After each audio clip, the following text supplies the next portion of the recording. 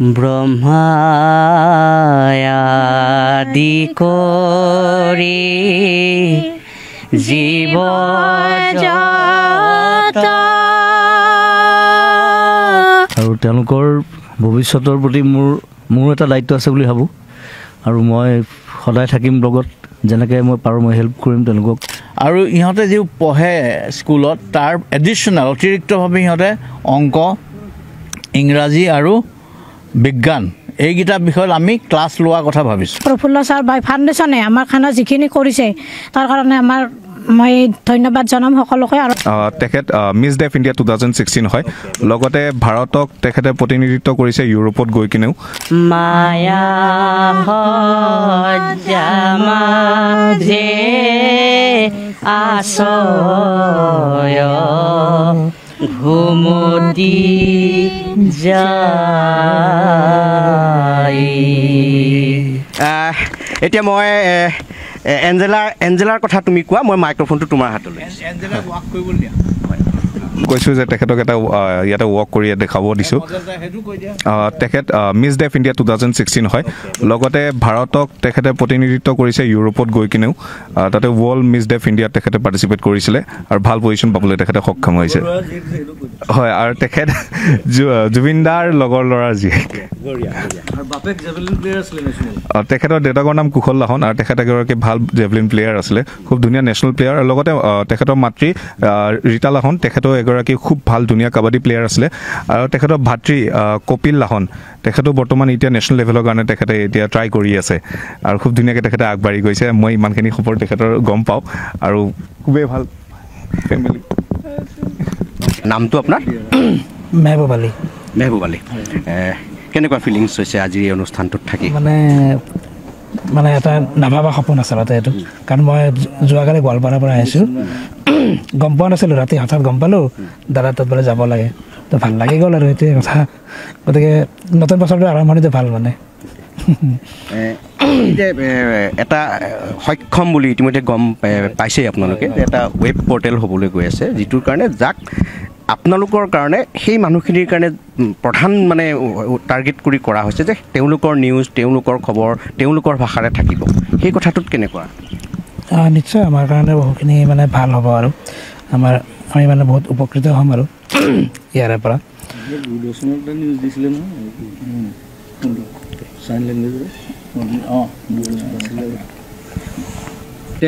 আমাক আৰু কোনো কি শুনাব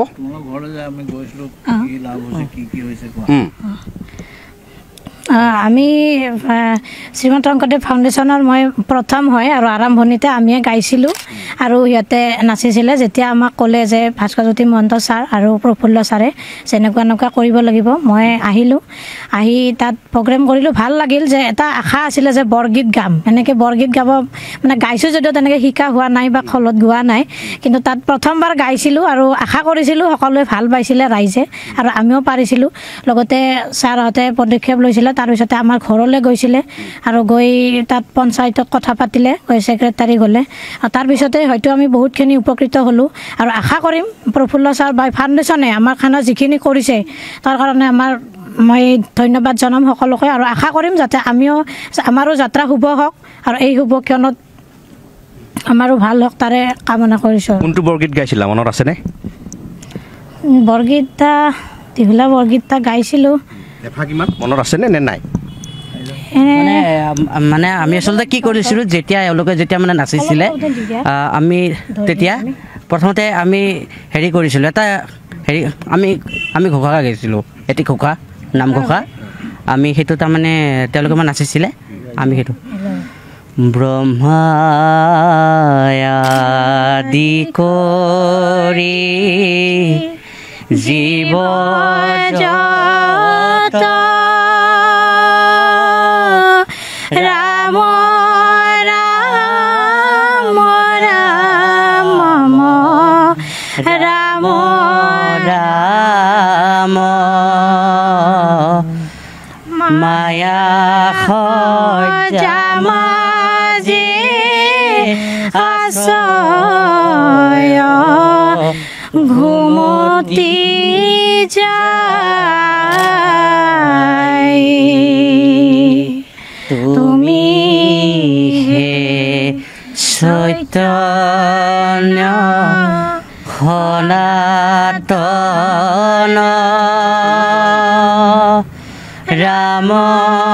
ৰাম ৰাম ৰাম আমিও চেতন নিয়োগ নাথ গাই ৰাম আমিও চেতন নিয়োগ নাথ গাই খুব ভাল লাগিল বিচাৰিছোঁ যে মই গানৰ বিশাৰদ ডিগ্ৰীয়ে হয় কিন্তু মোৰ যিখিনি সপোন সেইখিনি সপোন মই এতিয়াও বাস্তৱায়িত কৰিব পৰা নাই আশা কৰিম সকলোকে লগ পাইছোঁ হয়তো আজি জুবিন দাকো লগ পাইছোঁ কিছু নফলিলেও 100%ৰ যাতে 50% ফলিব বুলি আজি আশা কৰিম আমি ভগৱানক প্ৰাৰ্থনা কৰিছোঁ 100%ই ফলিয়াওক তোমাৰ আশা কৰিম ঠিক আছে ধুনীয়া আচলতে আজি মোৰো একচুৱেলি মই এটা কথা মই ক'ব লাগিব ইমান দিনে জুবিনদাৰ গানসমূহ শুনি আহিছোঁ বা আমি নিজেও গাব চেষ্টা কৰিছোঁ যদিও কিন্তু আজি মোৰ কিন্তু বহুত ভাল লাগিলে জুবিনদাক এনেকৈ আৰু ময়ো আচলতে কেতিয়াও মানে কল্পনা কৰিব পাৰিছোঁ যে এনেকৈ জুবিনদাক ওচৰত পাম বা তেখেতৰ লগত তেখেতৰ সৈতে গীত আমি কেতিয়া মানে পাইছোঁ কিন্তু মানে ইমান বেছি টাইমলৈকে এনে পোৱা নাই যদিও এনে কেইবাবাৰো লগ পাইছোঁ বাৰু বঢ়িয়া অংকুৰ দিয়া অলপ তেওঁলোকৰ সৈতে আকৌ অলপ এক্টিভিটি কেনেকৈ কি কৰিব পাৰি সুন্দৰ আমি কণ্টিনিউ কৰি থাকিম আমাৰ অনুষ্ঠানটো এনেকৈ চলি থাকিব ভাল লাগিছে আৰু কৈছোঁ আমি পুনৰবাৰ কৈছোঁ যে শ্ৰীমন্ত ফাউণ্ডেশ্যনৰ এইটো এটা ব্যতিক্ৰমী পদক্ষেপ তেওঁলোকে লৈছে আৰু সক্ষম দৃষ্টিবাধাগ্ৰস্ত মূকবধিৰ সেইসকলক লৈ এটা অভিনৱ পদক্ষেপ বুলি ক'ব লাগিব মই আকৌ ভাস্কৰজ্যোতি মহন্ত ছাৰৰ ওচৰলৈ আহিছিলোঁ যথেষ্ট চেলেঞ্জিং কিন্তু বস্তু টান কামটো টান বিশেষকৈ আমাৰ চাইন লেংগুৱেজৰ কাৰণে এঞ্জেলা বা অংকুৰটো আছেই আৰু দুজনীমান ছোৱালীও আছে সিহঁতে ভাল চাইন লেংগুৱেজ কৰে গতিকে আমি কি কৰিছোঁ জেনেৰেল নলেজ 24 চনৰ হোৱা ইম্পৰ্টেণ্ট ঘটনাবোৰ আৰু এতিয়া জুবিনৰ ধৰণৰ এনেকুৱা ধৰণৰ ইণ্টাৰেকশ্যন আৰু অন্যান্য ইম্পৰ্টেণ্ট শিল্পী বা অসমৰ বৰেণ্য লোকসকলৰ লগত ইহঁতক চিনাকি কৰাই দিয়া আমাৰ প্লেন আৰু এওঁলোকৰ যিবোৰ টেলেণ্ট সেইবোৰ ৰাইজে ৰাখক অসমৰ ৰাইজে অকল গোৱা বুলিয়ে নহয় ইহঁতেও মূকবধিৰসকলো বহুত টেলেণ্ট আছে বেলেগ বেলেগ ধৰণৰ ইহঁতেও খুব ভাল গায় আৰু ইম্পৰ্টেণ্ট কথা এওঁলোকে নিজৰ অধিকাৰবোৰৰ প্ৰতি অকণমান সচেতন হ'ব লাগে তেওঁলোকৰ প্ৰাপ্য বহুত বস্তু আছে তেওঁলোকে নাজানে তেওঁলোকে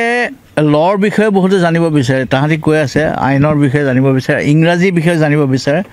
আৰু ইহঁতে যি পঢ়ে স্কুলত তাৰ এডিশ্যনেল অতিৰিক্তভাৱে ইহঁতে অংক ইংৰাজী আৰু বিজ্ঞান এইকেইটা বিষয়ত আমি ক্লাছ লোৱাৰ কথা ভাবিছোঁ এতিয়া এওঁলোকে যদি ইণ্টাৰেষ্ট দেখায় এনেকৈতো হাজাৰ হাজাৰ আছে আমাক কেইজনমানে 22 জনৰ লগত আমাৰ বৰ্তমান সংস্পৰ্শ হৈ আছে গতিকে সকলো মূকবধিৰ সকলো অন্ধই যদি এইটো গুৰুত্ব দিয়ে বস্তুটো তেওঁলোকে ক্লাছবোৰ লয় আমি ক্লাছ দিম আৰু এনেকুৱা ইম্পৰ্টেণ্ট মানুহৰ হয়তো আমি তেওঁলোকৰ ইণ্টাৰেষ্টিং পৃথিৱীৰ কাহিনী এতিয়া এটা বনাই আছোঁ আমি আমেৰিকাৰ যুক্তৰাষ্ট্ৰৰ নিৰ্বাচন এতিয়া যুদ্ধৰ বিভীষিকা বৰ্তমান যিবোৰ যুদ্ধ এইবিলাক আমি দেখুৱাম অভাৰ দ্য ইয়াৰ্ছ আৰু কি কোৱা হেৰি আমি যি কোনকেইটা ক্লাছ ল'লে বেছি ভাল পোৱা ইংলিছ আৰু ছায়েন্স আৰু মেথছ ইংলিছ ছায়েন্স আৰু মেথছ কি কৰে অন্ধবিলাকে এইটো দিগদাৰ পায় নেকি কাৰণ অসুবিধা পায় কাৰণ কিছু মানে যিহেতু আমাক মানে ক্লাছ 1ৰ পৰাহে ব্ৰেইলিটো শিকায় 1লৈকে আমি ব্ৰেইলিটো পাৰি যাওঁ ক্লাছ 2লৈকে গতিকে ক্লাছ 3ৰ পৰা আমাক 4টা টিচাৰে শিকায় যিহেতু শিকায় গতিকে ইংলিছটো আমি গ্ৰামাৰটো আমাৰ কিছু পক্ষত মানে ল' হৈ থাকে আৰু ছায়েন্সটোও ল' হৈ থাকে যিহেতু আমি কিছুমান বস্তু নাজানো বুলি হয়তো বহুতে এৰি দিয়ে ব্ৰহ্মায়াদি কৰি জীৱ জগত ৰাম ৰাম ৰাম ৰাম ৰাম